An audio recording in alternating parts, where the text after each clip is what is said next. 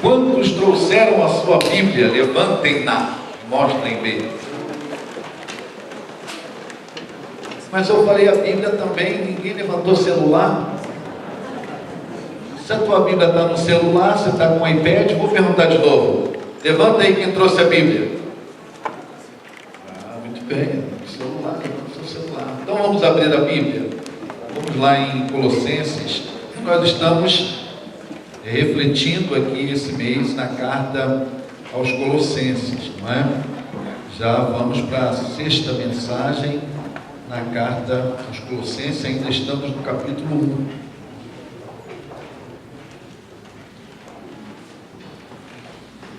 Semana passada de manhã, nós falamos sobre toda a oração que um crente deve fazer, toda a oração que um crente deve também gostar que os outros façam por ele, pedir, né?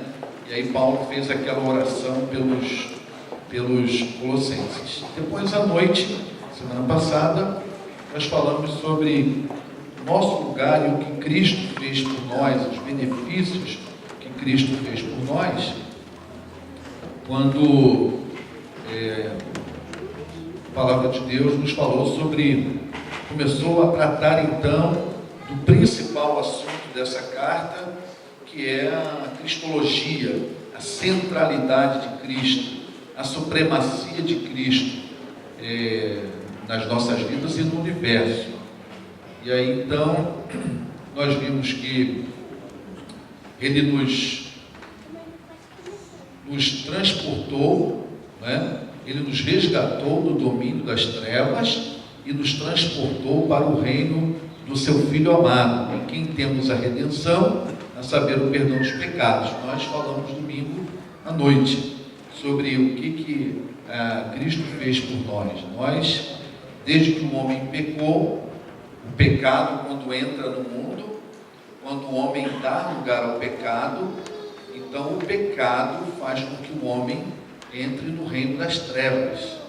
O reino das trevas é governado pelo pecado, né? E é o reino de Satanás.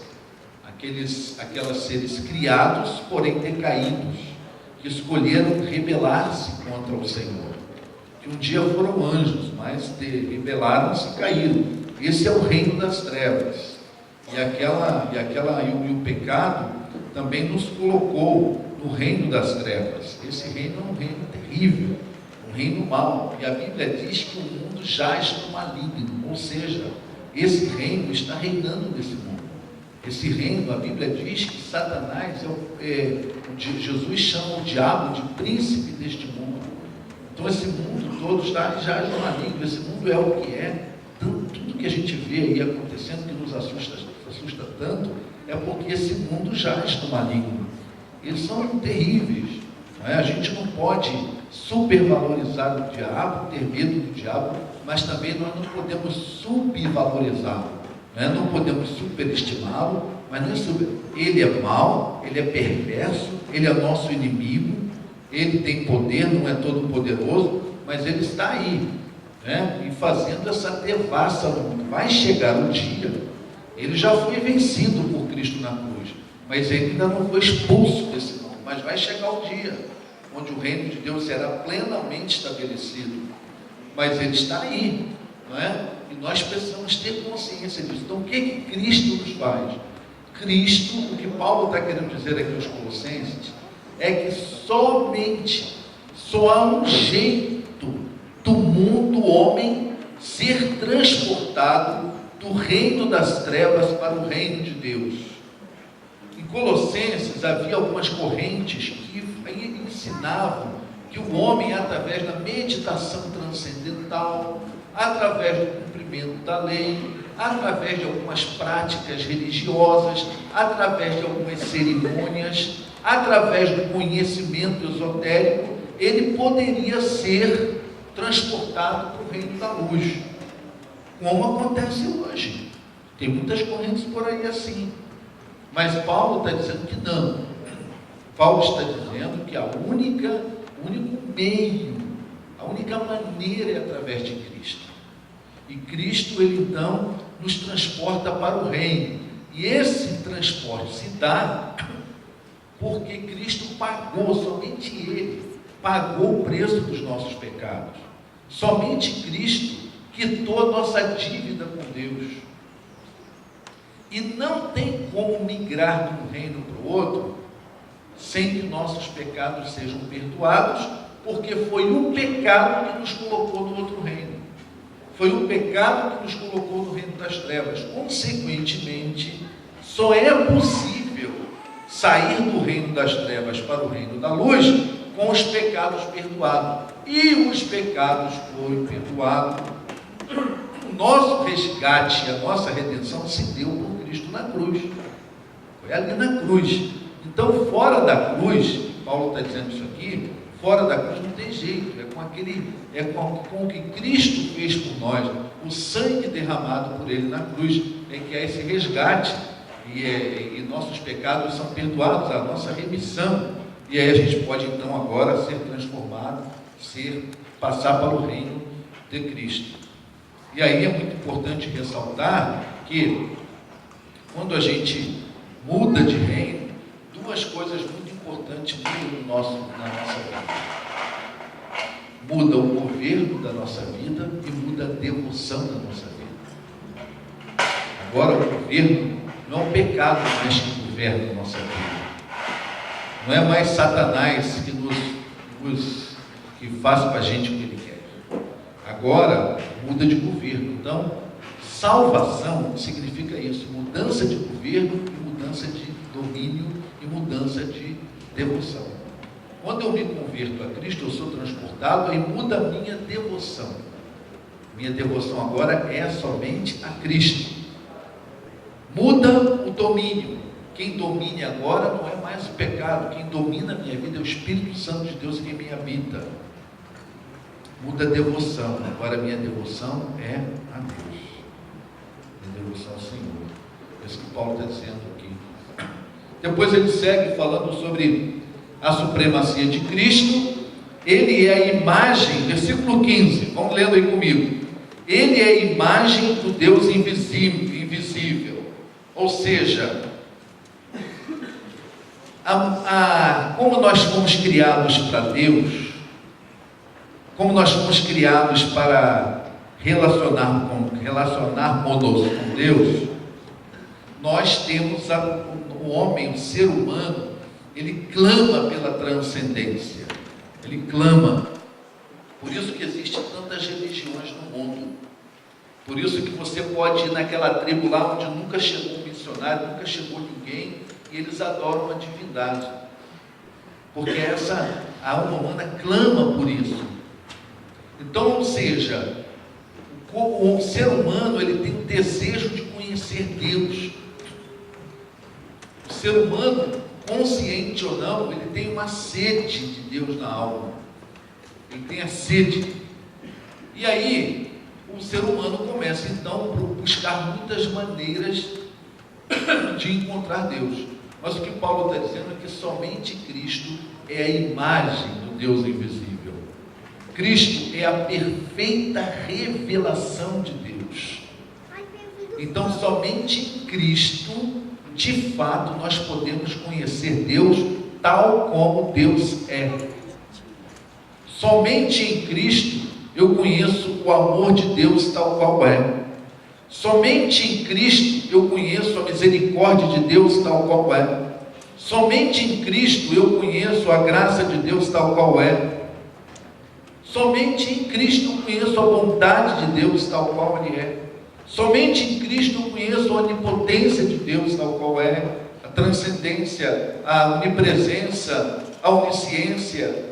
Somente em Cristo. Somente em Cristo. Então Ele é a imagem de Deus invisível. Então eu consigo ter um pleno conhecimento de Deus só através de Cristo. Aí ele vai dizer, no versículo 15, olha para lá, mais ainda, que Cristo é o primogênito sobre toda a criação. Então agora, Paulo está falando o que Cristo fez, mas agora ele começa a exaltar a Cristo, e ele começa então a dizer o que ele é, e vai ratificar mais o que ele fez. para que fique bem claro para nós a verdade sobre Cristo. Só tem uma maneira de você se defender das heresias, é conhecer a verdade. Não precisa ficar criticando os outros ou expondo os outros, basta você conhecer a verdade. Se você conhece a verdade, você fica imune aos ataques das heresias. Elas vão te atacar. O que acontece conosco?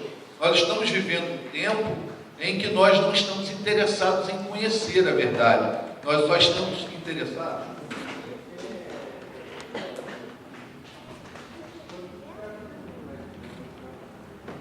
Nós só estamos interessados em nos sentirmos bem e receber bênçãos.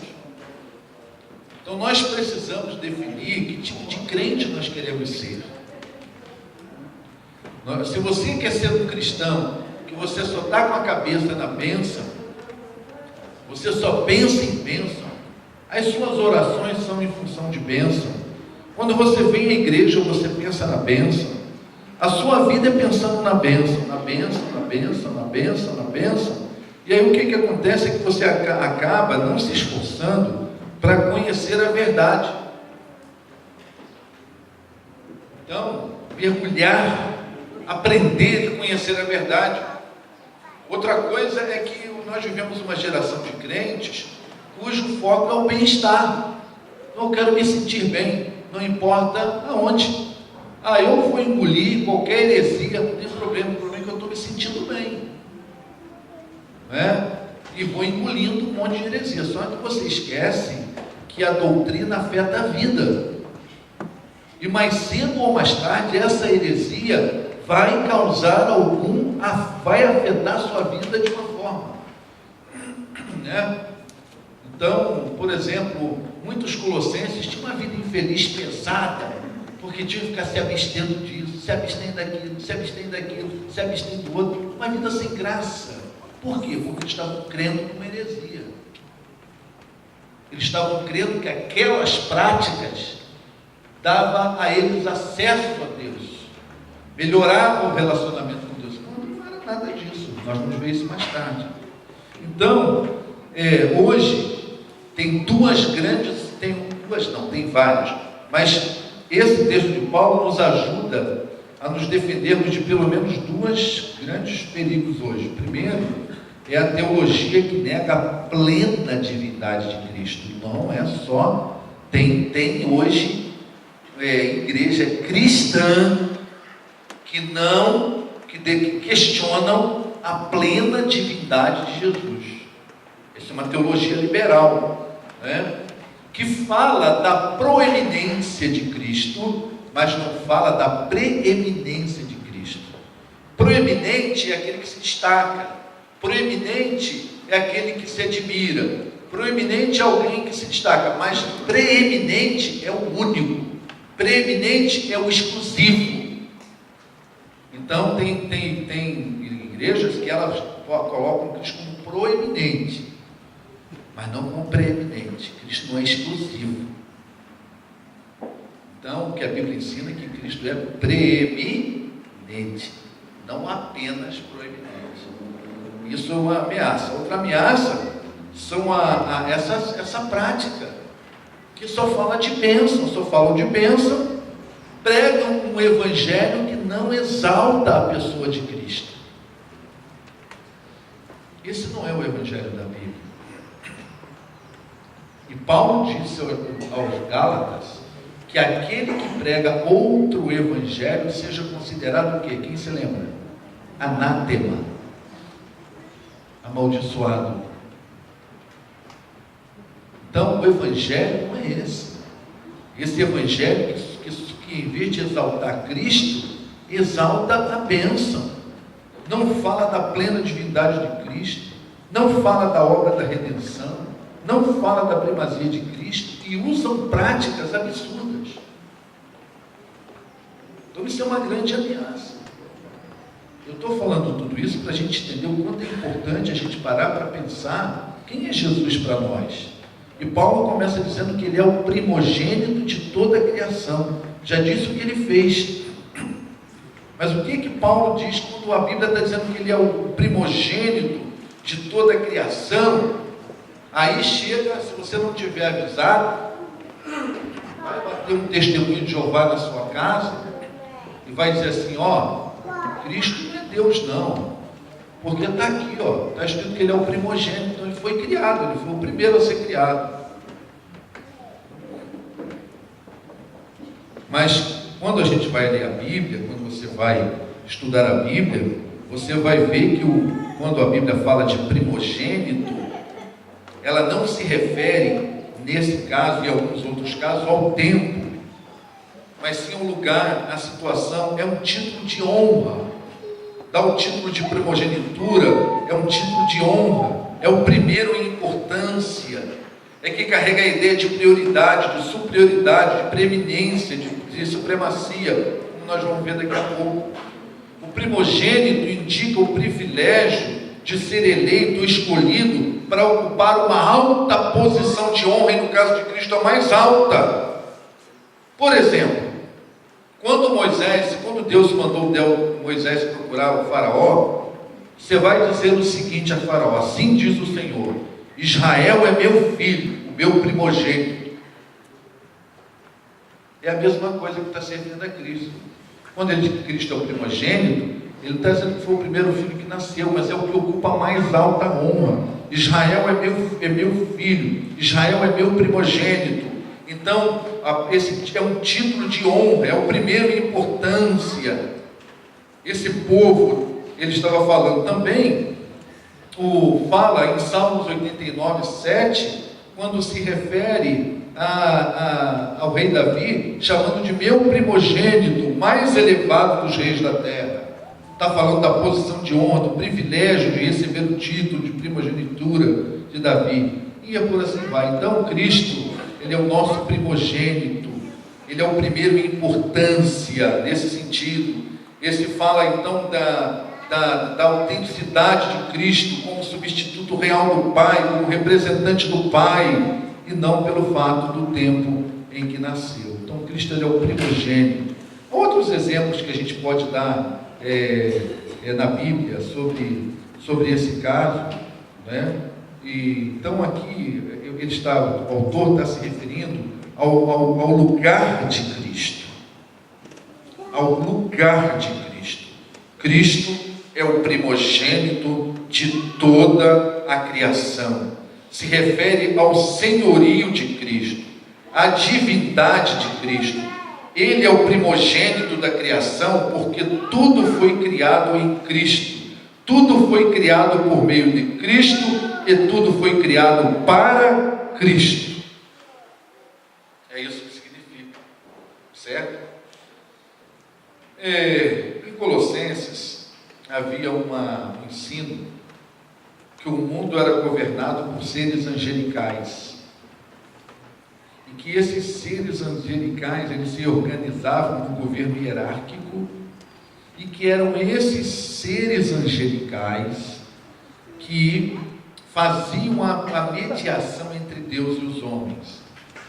Quando Paulo fala que Cristo é o primogênito de toda a criação, Cristo tem esse lugar de honra porque ele não foi criado, Cristo é autoexistente. Esse lugar de honra, ele está dizendo que todos esses seres, todos esses anjos foram criaturas, eles foram criados, e Cristo não. Então Cristo tem poder sobre todas essas coisas. Cristo é supremo sobre todas essas coisas. O comentarista bíblico Hendrickson, ele diz que assim como Cristo é a pedra angular em que todo o edifício no mundo e no universo é erguido, tendo Cristo como o referencial. Tudo que acontece no universo tem Cristo como referencial. Então, esse texto fala dessa posição de Cristo. Ele é o primogênito de toda a criação. Ele é antes de todas as coisas. Ele se distingue de todas as coisas criadas.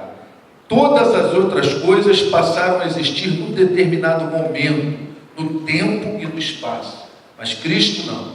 Cristo é pré-existente. Por isso, então, nós não precisamos temer todas essas coisas que foram criadas, porque Cristo está acima de todas elas. Cristo é Senhor sobre todas elas. Crente não precisa ter medo de fantasma, crente não precisa ter medo disso, daquilo outro, porque Cristo está acima de tudo isso. Tudo isso, Cristo é supremo sobre todas as coisas, não é? Então, ele é divino, Ele é Deus, porque a Bíblia diz que no princípio era o Verbo estava com Deus, o Verbo era Deus. Então Ele é o primogênito, assim como Ele tem esse lugar, o mais alto lugar de honra. Ele tem toda a autoridade, Ele tem todos os direitos e autoridade do Pai. Ele é o primogênito de toda a criação. Depois ele vai dizer mais sobre Cristo. Ele vai dizer que nos céus, pois nele foram criadas todas as coisas, a explicação da primogenitura, visíveis e invisíveis, tronos ou soberanias, poderes e autoridades, todas as coisas foram criadas para ele, É a continuação do texto explicando isso. Depois diz que ele é antes de todas as coisas e tudo subsiste nele. Ele é antes de todas as coisas, por quê? Porque ele é pré-existente, Cristo não foi criado no tempo e no espaço. E nele tudo subsiste. Então, o que a Bíblia quer dizer? É que tudo subsiste em Cristo. O princípio que está dizendo é que o Cristo, ele tem o controle do universo, e o universo só não é caos e é cosmo por causa de Cristo. Se não fosse Cristo reinando no universo, dominando o universo não seria um cosmo, seria um caos. Deus pegou o caos lá no princípio e transformou em cosmo. E sem Cristo, o universo seria caos. Sem Ele, os planetas estariam se chocando. Sem Ele, a gravidade deixaria de funcionar. Os planetas não permaneceriam em sua órbita. Nele tudo subsiste. Ou seja, Cristo está presente em toda a criação. Ele não abandona o mundo que Ele, o Pai e o Espírito Santo criaram. Tudo subsiste nele e tudo aponta para Ele. Se Deus não estivesse agindo agora, esse mundo estaria esse universo estaria em desarmonia. O universo está em harmonia porque Cristo tudo subsiste nele. Ele tem o controle do universo. Um piscar do olho de Deus pode fazer com que o universo todo se desapareça. Então tudo subsiste em Cristo. Cristo tem o controle de tudo isso. Cristo está sob o controle de todas as coisas, né?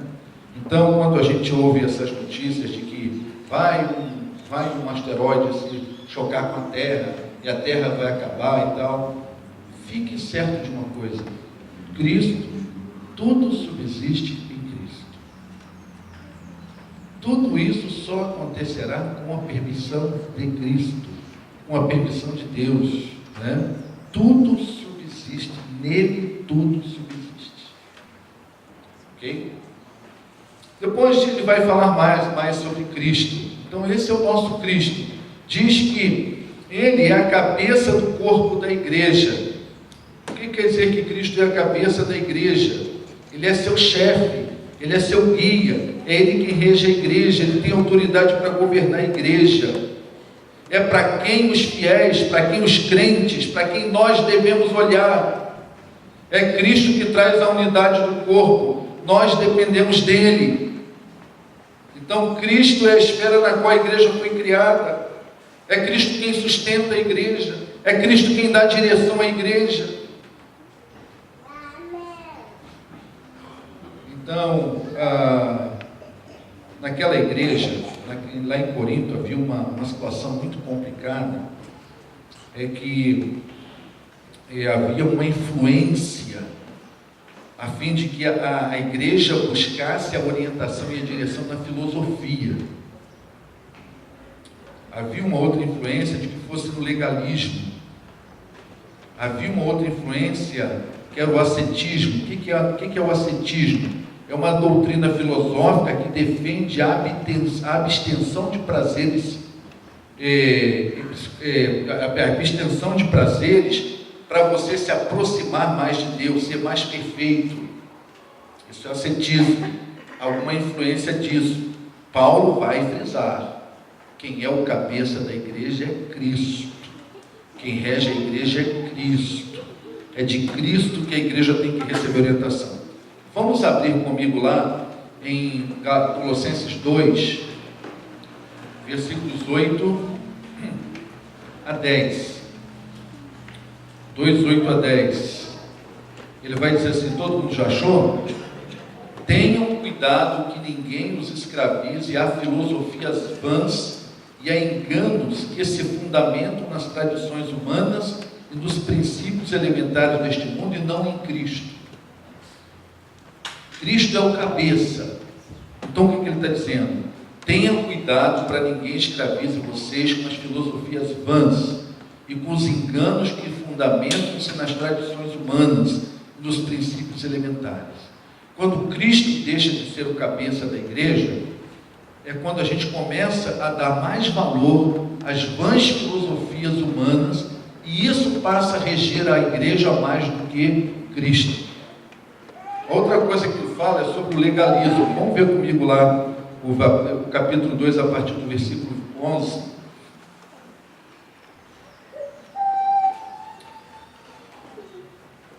Nele também vocês foram circuncidados, não com uma circuncisão feita por mão humana, mas com a circuncisão feita por Cristo, que despojasse do corpo e da carne. Ou seja, alguns judeus queriam obrigar os crentes lá de Colossos a se submeterem à circuncisão na prática da lei. Paulo vai dizer: a circuncisão que vale agora não é a da carne, mas a do coração, que quem opera é Cristo, porque Ele é o cabeça da igreja. Esse texto vai falar, não é? Isso aconteceu quando vocês foram sepultados com Ele, e com Ele foram ressuscitados mediante a fé no poder de Deus.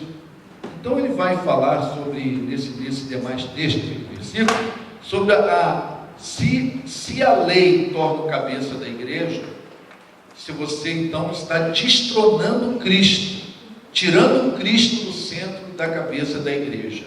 Hoje nós temos grupos fortes no Brasil, inclusive na nossa cidade, que é um grupo que eles defendem exatamente isso, que você não basta só Cristo, você além de Cristo tem que cumprir os requisitos da lei. Inclusive, se você não guardar um determinado dia da semana, você é amaldiçoado. Isso não condiz com a palavra de Deus. É isso que acontecia na cidade de Colossenses, que Paulo está combatendo. Se Cristo é a cabeça da igreja, nós vivemos uma nova dimensão. E aí a gente não precisa ser escravo da lei. Amém? Outra coisa que ele fala é o misticismo. Não é? Vamos ver lá 2, 18 e 19. Vamos caminhar comigo. Os perigos dessas coisas. 2, 18 e 19. Não permita que ninguém tenha prazer numa falsa humildade na adoração de anjos e impeça de alcançar o prêmio. Tal pessoa conta detalhadamente suas visões, sua mente carnal e torna-se orgulhosa.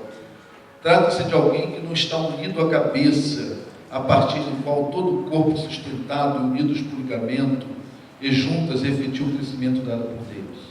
Já que vocês morreram com Cristo para os princípios elementares deste mundo, porque, como se ainda pertencesse a Ele, vocês submetem às regras. Ou seja, o misticismo, quando você começa a colocar a presença divina em coisas que não são de Deus, quando você começa a valorizar tremendamente algumas coisas fora da palavra de Deus, quando esse elemento místico começa a do misticismo, melhor dizendo, começa a se acrescentar, ele então aqui estava falando que as pessoas estavam valorizando mais as visões, as experiências místicas do que Cristo e a palavra de Cristo.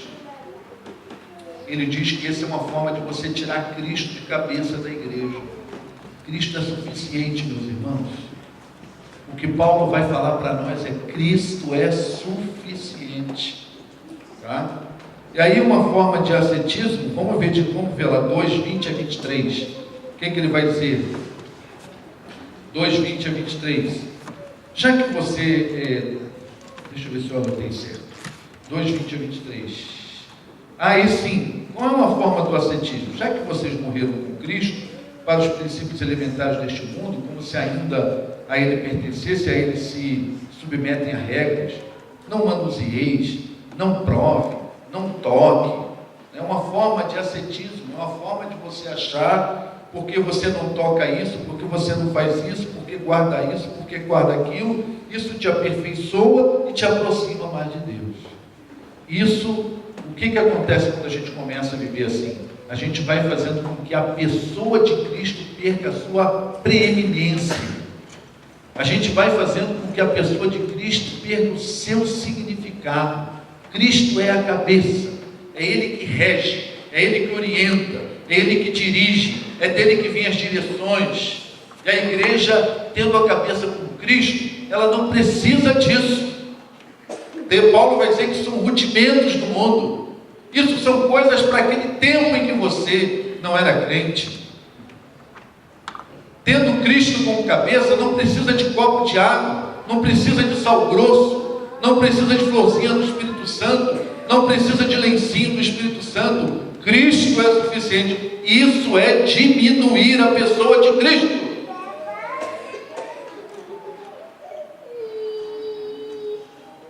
E é isso que Paulo está dizendo, fazer Cristo a cabeça, né? Cristo, ele inaugura um novo caminho, que eu vou falar daqui a pouco. Ele vai falar então mais alguma coisa sobre Cristo.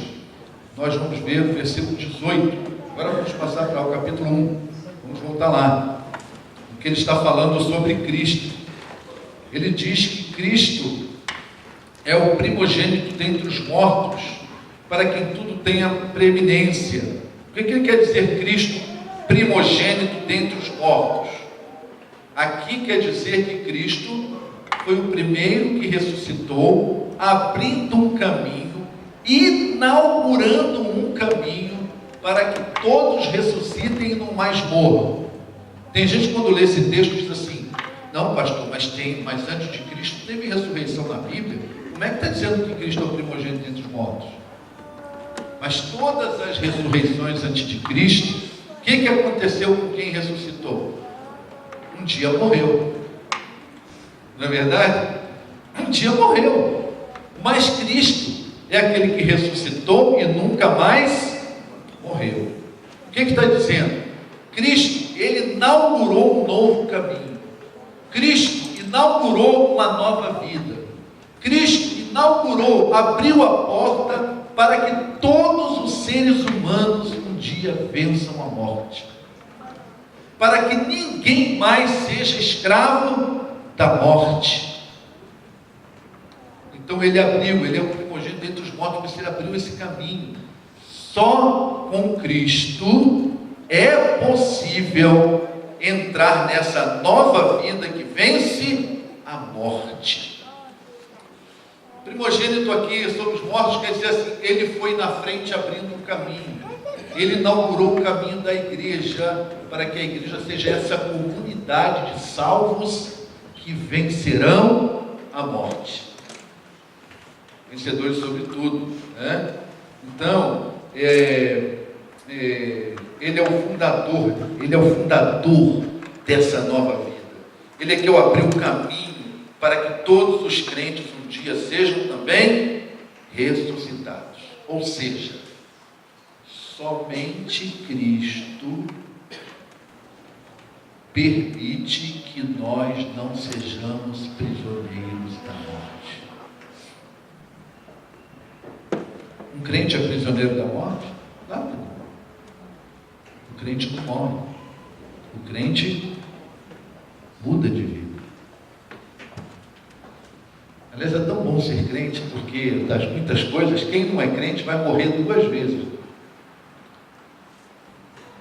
Quem é crente nasce 2 vezes. Quem não é, mas só morre uma. Quem não é crente morre 2 vezes, só nasce uma. Porque quem é crente, ele nasce da mãe, e um dia, quando se converte, tem um novo nascimento, nasce do Espírito, nasce de Cristo, mas só vai morrer uma vez, só vai morrer fisicamente, mas vai estar para sempre com o Senhor. Vivinho da Silva. Agora, quem não é crente, quem não se entrega a Cristo, o que acontece? Nasce uma vez, nasce da mãe, mas morre 2. Morre fisicamente e morre espiritualmente. O que é morte espiritual?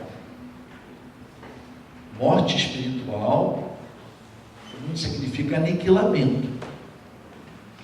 Morte espiritual significa separação eterna de Deus. Veja bem, todos nós caminhávamos para uma separação eterna de Deus. Cristo, primogênito dos mortos, morreu na cruz por nós, não apenas morreu, mas também ressuscitou para inaugurar uma nova vida, um novo momento, um novo caminho em que eu posso vencer a morte e não viver mais para sempre longe de Deus, mas agora vivo num outro corpo, numa outra dimensão, eu posso viver para sempre com Deus. Quem já morreu e Cristo ainda não voltou, está em espírito no céu, desfrutando de todas as delícias, mas vai haver momento que Cristo vai voltar, todos serão ressuscitados, ganharão um corpo glorificado. Quem está no céu hoje, antes de Cristo voltar, ainda não está com o corpo glorificado, mas quando Cristo voltar, serão ressuscitados, ganharão um corpo glorificado, estarão no céu, agora com o corpo glorificado. E nós, se estivermos vivos quando Cristo voltar, instantaneamente seremos transformados e também teremos esse corpo glorificado. Quem abriu esse caminho? Cristo. Ele é o Supremo, ele tem supremacia sobre tudo, e foi ele que abriu esse caminho. Encerrando, Cristo tem a plenitude de Deus. Versículo 19 diz: pois foi do agrado de Deus que nele se habitasse a plenitude. Cristo, a plenitude de Deus. Então aqui nós temos ele falando dessa supremacia de Cristo, porque nele aparece que Deus achou por bem, Deus colocar nele habitar nele toda a sua plenitude, ou seja, em Cristo, que é o Filho encarnado, ele é a plenitude de Deus, todas as qualidades da essência de Deus está nele. Então, Paulo estava com isso, querendo combater exatamente essa doutrina a qual eu me referi há pouco, onde diz que para experimentar a plenitude de Deus, para experimentar a plenitude do Pai, tinha que seguir as filosofias humanas, cumprir as regras humanas, e Paulo vai dizer assim: não, a plenitude de Deus está somente em Cristo. Tudo que Deus em essência está em Cristo em essência, e a plenitude de Deus só em Cristo, só através de Cristo. Então Paulo estava combatendo as doutrinas gnósticas, as doutrinas judaicas e a doutrina de outros grupos de filósofos que ensinavam que você poderia encontrar a plenitude de Deus fora de Cristo. Ele dizia: não, apenas em Cristo, apenas Cristo em essencial. Cristo habita a plenitude do conhecimento de Deus. Cristo habita a plenitude da verdade de Deus, a plenitude do amor de Deus, a plenitude da graça de Deus, a plenitude da luz de Deus, a plenitude da santidade de Deus está em Cristo.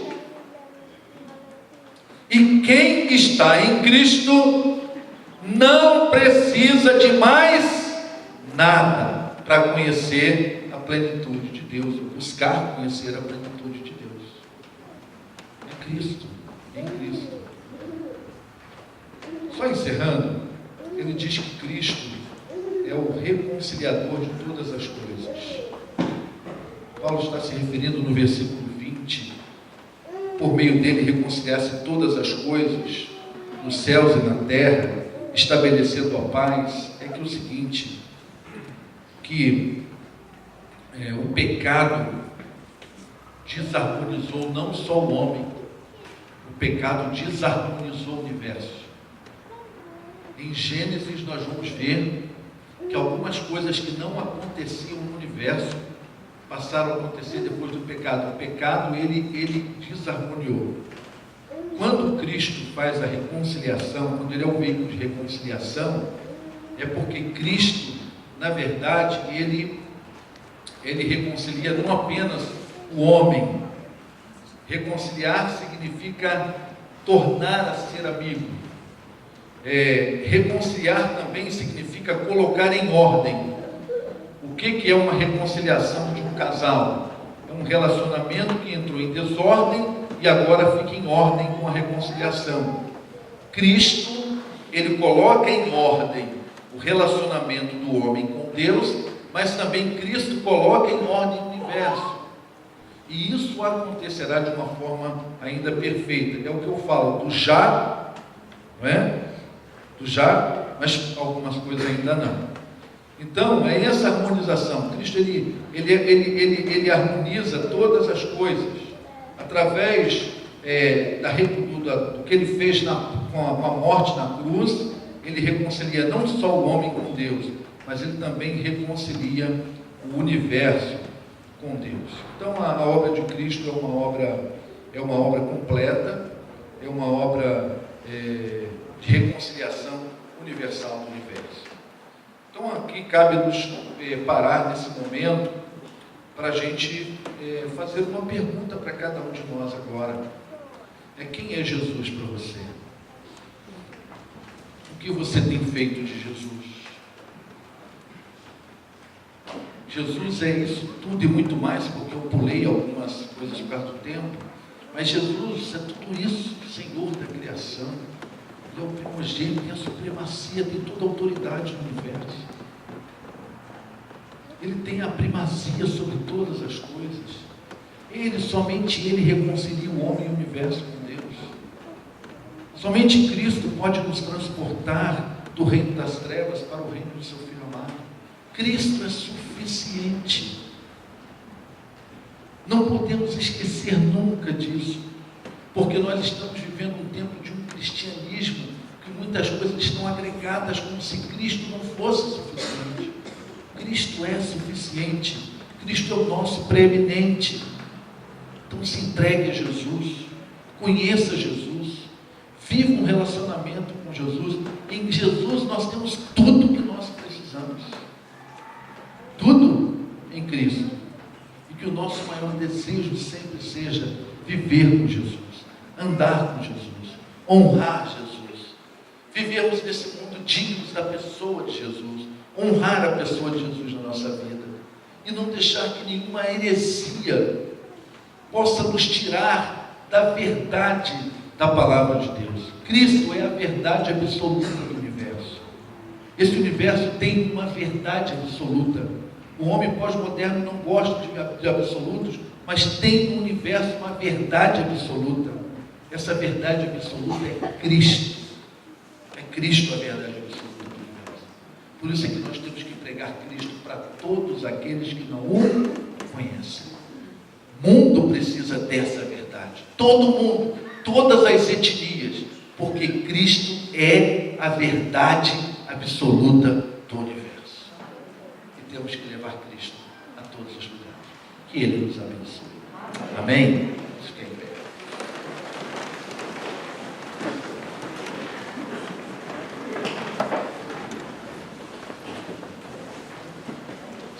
está aqui conosco nessa noite, você ainda não se entregou a essa manhã,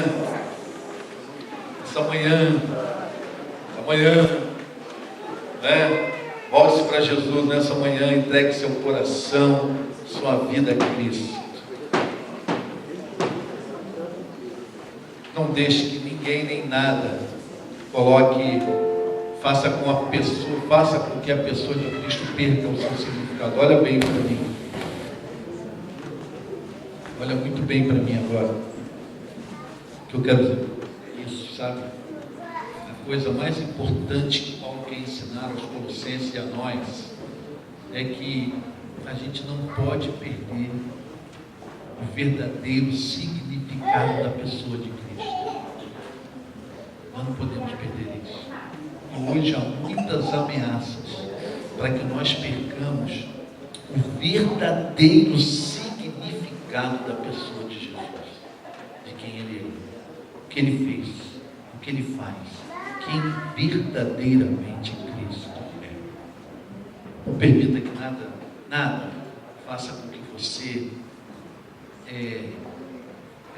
diminua, com que você não dê a Cristo o verdadeiro significado que Cristo precisa ter. Isso começa na nossa vida, isso começa na igreja.